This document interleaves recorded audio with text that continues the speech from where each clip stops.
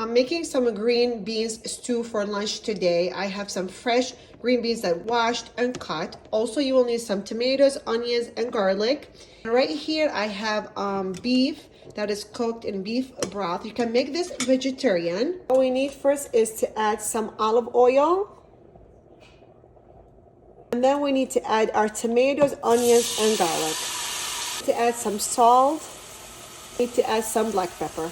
And then we can add our fresh green beans. You can use frozen beans if you want, but let it melt before you add it to your pot. Next step we need to do is to season our green beans. Add some salt, and we need to add some black pepper.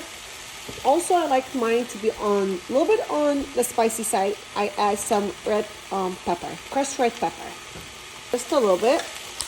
And then I do add the 7 spices. It's you can find this at any Middle Eastern store, or right now Kroger has start carrying these spices.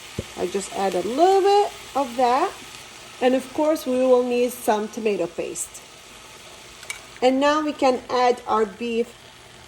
Now we can add our beef broth to everything. Since now it's simmering, you can go ahead, make sure you taste it, make sure there's enough salt.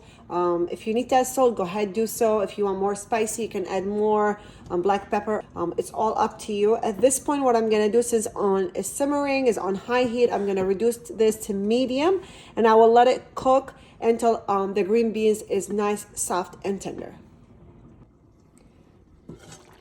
And our green beans stew is ready. You can serve this with white rice. You can serve this with piece of bread. You can just eat it like this for low carb.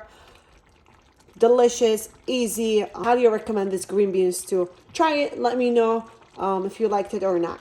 See you in the next one.